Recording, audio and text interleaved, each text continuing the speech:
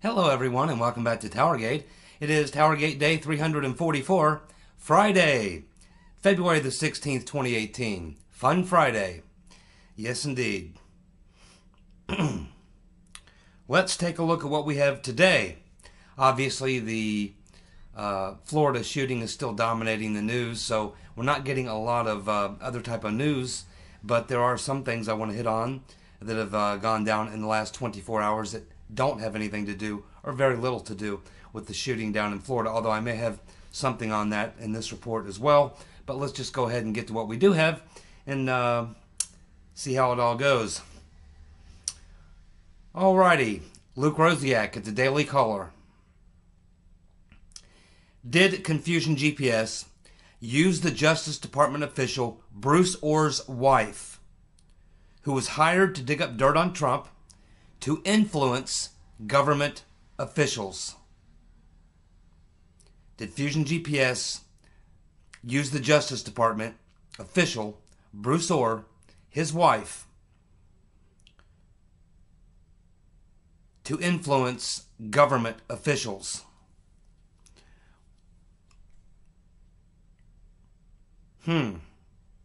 That's a good question. It's a matter of semantics. It's a matter of semantics, how you want to look at it. We know that the information was at least ways flowing one direction, was flowing from Nellie Ohr to her husband, Bruce Ohr, who was then feeding it to the FBI, which helped get the FISA warrant.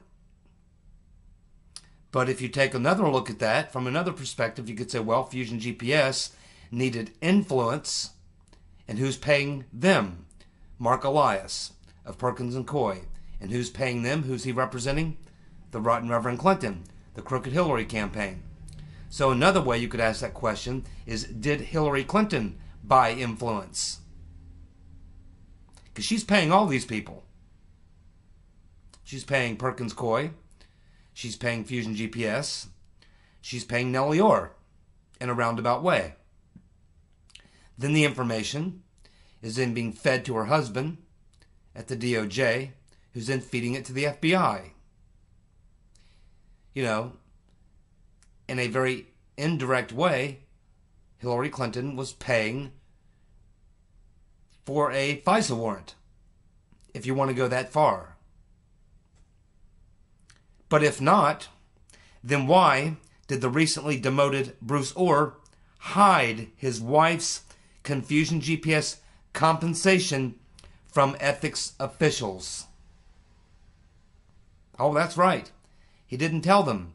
And we assume at this point, and hopefully we'll get the facts, we'll get the evidence, we can assume at this point, from what we've learned from the Nunes memo, that the FISA court wasn't told that the information to get the FISA warrant, some of it, came from Bruce Ohr, which came from Nellie Ohr, working for Fusion GPS.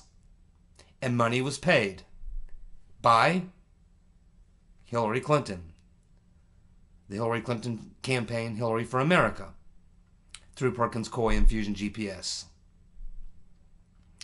Bruce Ohr did not obtain a conflict of interest waiver from his superiors at the Justice Department, which he was required to do. Therefore, he was willfully falsifying government ethics forms, and that can carry a penalty of fines and jail time if convicted. So this may be another reason why Ohr was demoted. And it's still very interesting, as we mentioned yesterday, that Bruce Ohr was demoted twice after he spoke with the Inspector General. Now, Nunes had just gotten permission to interview Ohr. But once he got permission, then a few days later, about a week later, he's interviewed by the Inspector General, we believe.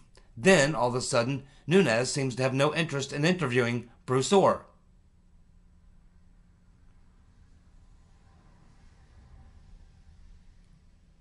It certainly has the appearance of a bribe, according to Louis Gohmert, and yes, it does. You have payments to Nellie Ohr, brought Fusion, GPS, the DNC, and the DOJ together, essentially. It tied them all together. It was a daisy chain. And it was all being done with the money from the Hillary Clinton campaign, the Rotten Reverend, Crooked Hillary.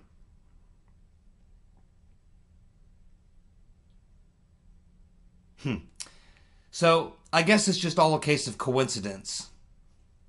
Just like the coincidence that Andrew McCabe's wife received $1.2 million from a PAC run by the bagman, Terry McAuliffe, close friend of Clinton's, which is all money that was practically raised by the Clintons and friends of Clinton. Oh, that's probably just a coincidence too. All during the email investigation. Just a coincidence. Just like the coincidence that the Clinton Foundation receives $168 million and Slick Willie gets $500 large just prior to the approval of the Uranium One deal. All these things, I'm sure, are pure coincidence. I mean, it's not like $1.2 billion will buy you a lot of bribe money. You know, even Inspector Clouseau could figure this one out. No shit, Sherlock Ray. Man, when you just look at this, you know, because there's a lot of different ways when you look at it, there's just a lot of different ways that you can look at it. You know, you can look at the bribery angle, you can look at the corruption angle, you can look at the collusion angle. There's just so many ways that you could, you know, parse this thing out and look at it. And but every way that you look at it, it looks wrong. It looks corrupt. It looks illegal. And with the track record of the Rotten Reverend Clinton and what we know about the 7th floor spooks, it's hard to give them the benefit of the doubt. You know? I mean, in most cases, you can say, okay, well, I'll give that person the benefit of a doubt.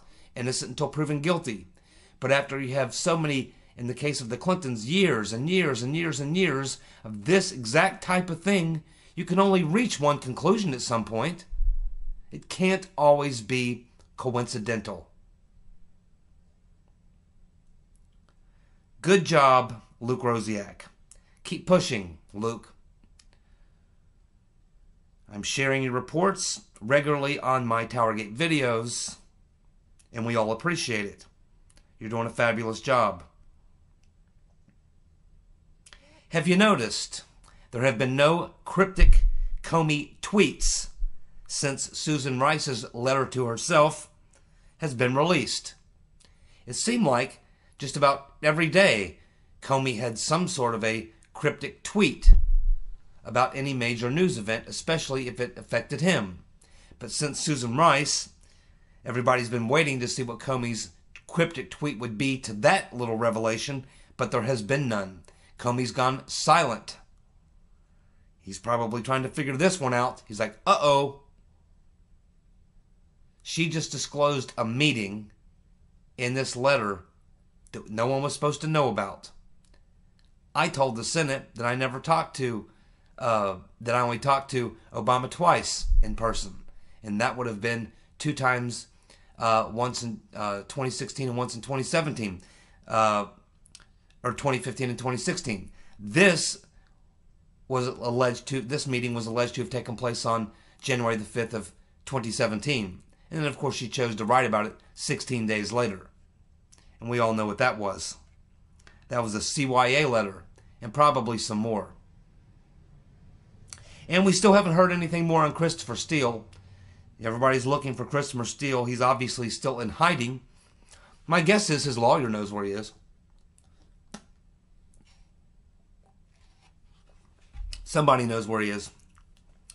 But everybody wants a piece of Christopher Steele. They certainly want to hear from him there in the BuzzFeed lawsuit. The Congress would love to hear from him. I'm sure the IG would love to hear from him. Mueller apparently interviewed him.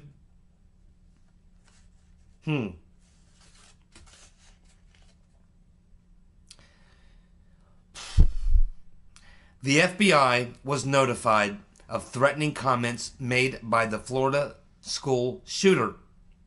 but they failed to identify the threat and follow up.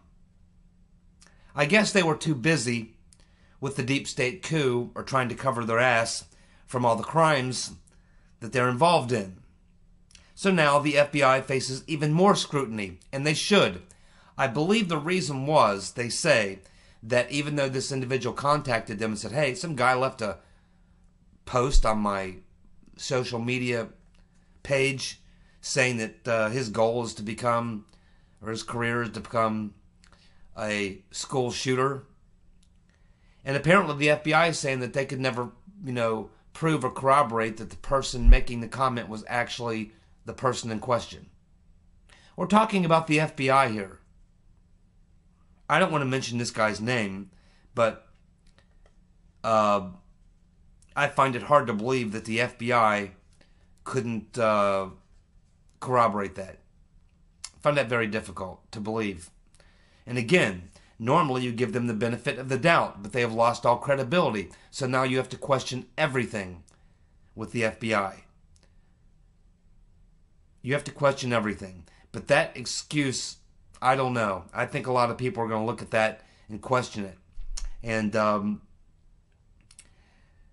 just like, we're still waiting for some information from the Las Vegas shooting, and that looks like it's going to be a cover-up. Everything is a cover-up. Doesn't seem like we can get the truth about anything. And we're expected to have confidence in these people. We're expected to trust these people. After what we're witnessing and what we're learning, we have the FBI director, no shit, Christopher Sherlock Ray, who sits there in committee hearings and acts like everything is just wonderful at the FBI. And that we should have their full trust and confidence, despite all we know. It's Orwellian. It's worse. It's much worse. Orwell could never have imagined anything quite like this. But I'm sure a lot of you are out there shaking your heads right now when you heard that response from the FBI about not being able to corroborate or prove it was this person. That's just not really believable. That's not really believable. I don't want to test it. I mean, in a way I want to test it. In a way I want to type something in to some comment on a YouTube or something and wait for the FBI to kick my door in within the hour. Because that's probably what would happen. I don't know if they just didn't follow up on this. They're too busy. I don't know. But there's a lot of problems. There's a lot of problems with the FBI right now, man. Their credibility is just being shattered and tattered every day. And I just have no confidence anymore in their credibility or anything else. Just don't know. Well, Judge Collier has responded to Devin Nunes and Chairman Goodlatte's request for the FISA court documents. And she writes back to them and she says that it's the first time that there has ever been a request like that, and that there may be separation of powers issues. So what I'm talking about here is that Nunes and Goodlatte, and I think Grassley as well, they want to see the transcripts of the statements or arguments made by the DOJ or FBI officials in front of the FISA court. Because there's discrepancy. We have the Democrats saying, oh yeah, the judge knew all about the fact that it was Christopher Steele and that there was a political motivation, and they still granted the FISA warrant. Well, if that's the case, then we have a serious issue with the FISA court judge or judges. But I don't think that Nunes and Goodlatte and most other people believe that that is true. I think most people believe that they hoodwinked the FISA court and didn't give them all the information. So for that reason, Nunes and Goodlatte, and I assume Grassley, want to get the transcript of the argument made in front of the FISA court that they used to get the FISA warrants and the extensions on the original FISA warrant. So why do they want that specifically? Because, yeah, I mean, obviously they can get it from the DOJ, and that's initially what the judge is saying. Well, the judge at the FISA court is essentially saying, well, you can get the FISA application, which they already have seen it. They've seen the FISA application. There's about 4 or 5 people that have seen it. You can get other things relating to it. But the actual transcripts, that's very rare. It's never been done before. No one's ever requested that from the FISA court before. And she says it's an issue of separation of powers because essentially the FISA court is part of the executive branch. So it doesn't sound like she's totally saying, no, I'm not going to comply. But what she's saying in the letter is, I think she's saying, I have to study this, but in the meantime, why don't you just get it from the DOJ? Well, here's the reason why. That Nunes and Goodlatte and probably Grassley, they probably have gotten it from the, or seen it. A few people have seen it from the DOJ. But here's the point I think that they're getting at, and why they are wanting to see the FISA court's transcripts. I think what they're getting at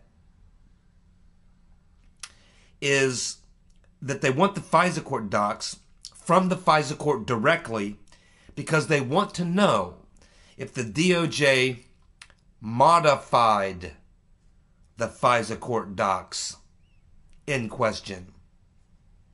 You see, that is what is really behind this letter and the request.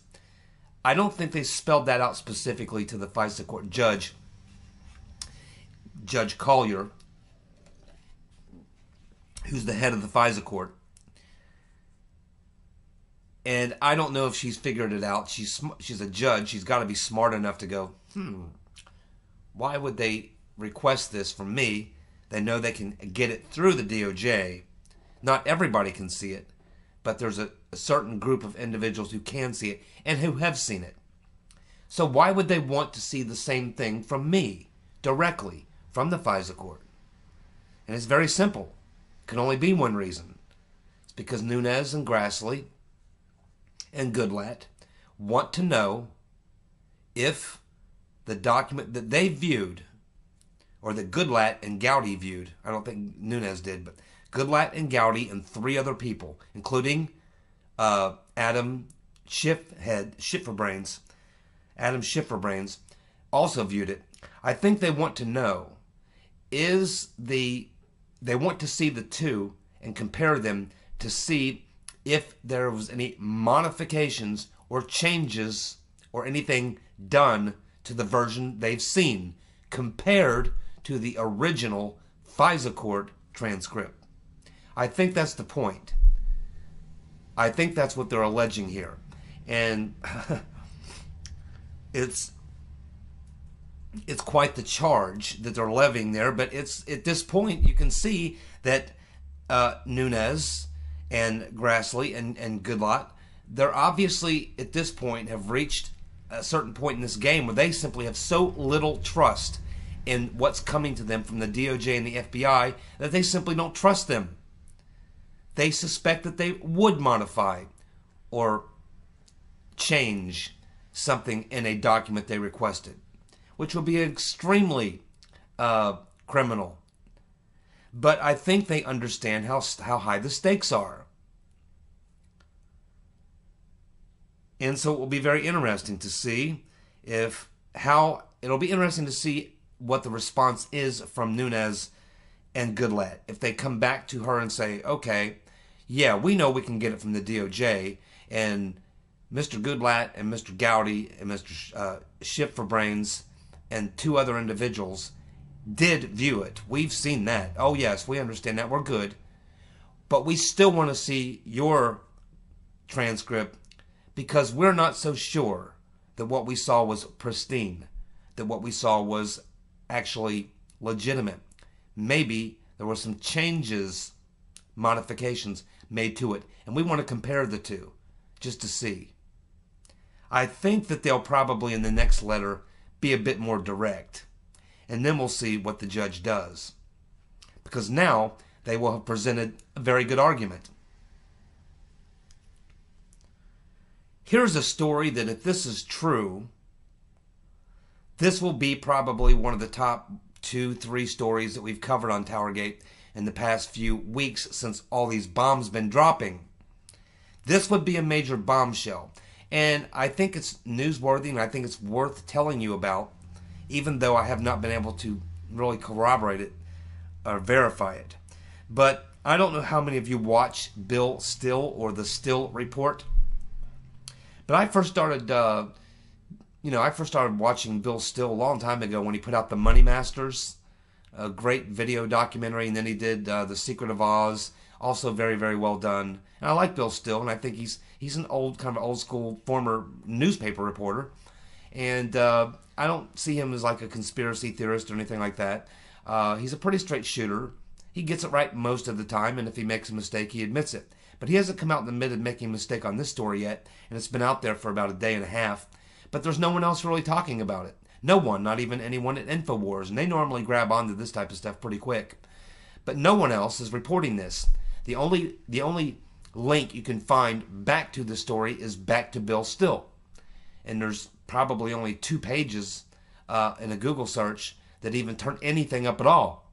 And it's nothing more than just the report from the Still Report. And this is Still Report 2055, which he uploaded about a day and a half ago. So here's the story he's reporting. Still is claiming to have a report which he got from a source which he's not disclosing. That is a British top secret intelligence report dated November 17th, 2016. It shows Barack Obama and NSA Susan Rice, the National Security Advisor Susan Rice, being the first ones to request surveillance on Trump and Trump Tower, specifically just 7 days after Trump won the GOP nomination. The document, which he actually shows you, he actually puts the document up so you can read it on his video, which is about a 6-minute video. The document, which has no redactions and it looks pretty official, was sent by Robert Hannigan, who's the director of the GCHQ. That's the British version of the NSA. The letter was sent from Hannigan to Boris Johnson, who's the British equivalent of the Secretary of State. The document is a request for a 90-day renewal for electronic spying on Trump and Trump Tower. And it actually gives the address and even the floors, the 2 floors of Trump Tower where the surveillance is to take place.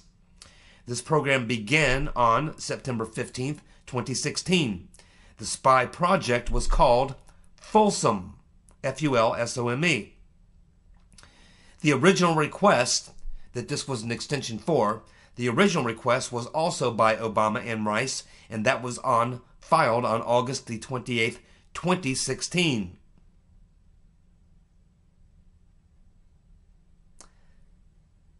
So, now a lot of you, I'm sure, realize that the GCHQ is the sort of British version of the NSA, but and obviously they are located in Great Britain, but they also share an office and are in Langley, Virginia, where the CIA is.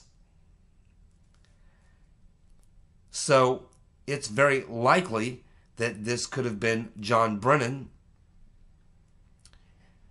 initiating this, using Barack Obama, telling Barack Obama, hey, we'd like to do this, but this requires you or someone higher than me to request this. But if this is true, and no one else is talking about it yet, so I'm not sure, but it's certainly worth talking about. But if this is true, and again, he shows you the documents, and they look very legitimate. I'm not sure where Bill Still got them. But if the documents are legitimate, then this will be one of the biggest bombshells. Now keep in mind, this is not something new. If many of you probably remember that right after Trump came out and said, hey, I just learned that I've been wiretapped by Trump Tower. If you remember, about 2 or 3 days after that, it was all the talk in all the news sites online and even in the mainstream. In fact, in a press conference, the press secretary at the time, Sean Spicer, was asked about it. He was asked about it.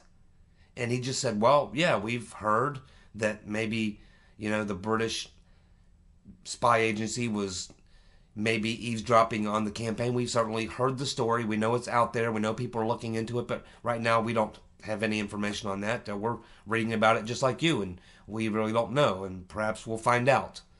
So, it actually made it to, questions by the news media to the press secretary. It was in all the papers, and for about a week or two, we were all talking about it. I did a TowerGate video on it at the time.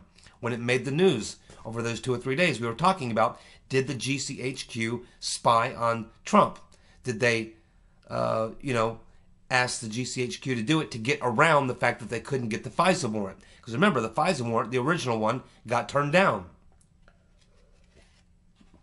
So we all thought, okay, well, the original FISA warrant got turned down, so they said, okay, well, we can't get through it that way. We'll just call our buddies over in the UK, and we'll get that approved. And it's all done from Langley, Virginia, and the CIA's own offices, which the GCHQ has their people, and they're set up right there with the CIA in Langley. So it's a very interesting story. I highly recommend you watch the video and take a look at those documents for yourself. It looks pretty legit. So if you want to take a look at that, it's only about a 6-minute long video. Just go into YouTube, type in Bill Still, Bill, and it's episode 2055. Just type in Still Report 2055. Watch it for yourself. See what you think. Very interesting. Why did Susan Rice write a letter to herself on a government email system while she still had access? Because remember, she did it just hours before they had to be out of the White House because Trump was moving in.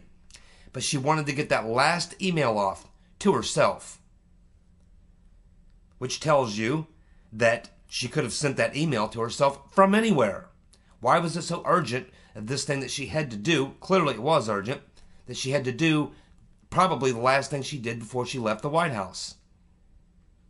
Was this a plan to cover her butt, Obama's butt, or someone else? But when you ask the real question, the first question you ask is, why did she do that letter on the government system? She's got her own computer. It's not part of the government system. They were essentially out of the government. Trump was now the president. The other administration's last day is the 19th. On the 20th, it's the new administration. That's Inauguration Day. But she did this, and she obviously wanted to get it on the government email system.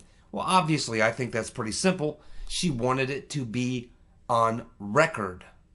She wanted it to be something that if you did a Freedom of Information request, you would find it. Something that would be in the government record of the Obama administration or possibly the Office of the National Security Advisor.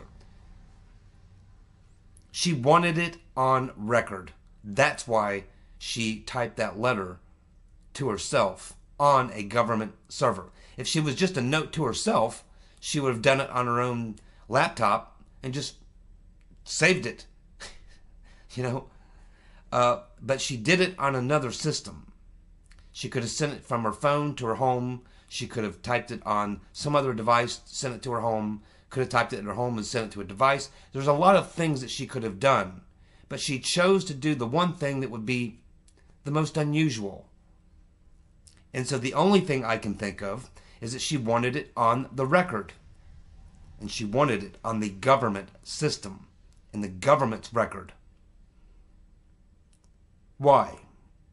And again, it can only be to cover her butt, or Obama's butt, or something else. I think we're going to get the answer to that question. She is supposed to be testifying next Tuesday or Wednesday. Obviously, she's going to be asked about this. Whether or not we're going to get her answer, I don't know. Hopefully it will be leaked. But that is a question that's going to have to be dealt with. And I think that act on her part is going to turn out to be something that's going to evolve into something much bigger, because this really draws Obama in. It draws Obama in, but it also in a way, it fingers Comey. It puts him into a real bad position. First of all, because he testified that he only spoke with Obama twice, and he certainly didn't bring up this meeting. But it appears that the conversation is also suggesting that they're talking about is, should they share the information from this investigation as it goes forward with the incoming administration? Or they're the administration going out. What do they mean, should we share with him? It almost sounds like, yeah, they're leaving the White House. Trump's coming in. Oh, but they're not really leaving. They're physically leaving the White House. But they'll be going somewhere else. But they'll still be, in fact, running things. They'll still be getting intel from their people in the FBI, the CIA, or whatever. Oh, they're still going to be in the game. They're just going to be in the backdrop. That's what it looks like. One last thought. Christopher Steele is missing, but they'll find him. And let's not forget that this entire thing could be brought to a close if Christopher Steele would just come clean. Everything rides right now on that dossier. Everything rides on the dossier. And the dossier rides on Christopher Steele. That's why he's in hiding. He realizes how much pressure is on him. At some point, he's got to have to crack, come clean, tell the truth, lie, do something. He can't keep running. Eventually, he's going to have to face the music. He's going to have to give his testimony. He's going to have to come clean, I think. And as I've said before, if Christopher Steele comes clean, this entire thing collapses. It all rides on the dossier, and the dossier all rides on him. Come clean, Chris. Come clean so we can move on. That's my recommendation, sir. You guys have a good night. Thank you for tuning in. I'll see you on Saturday. Bye.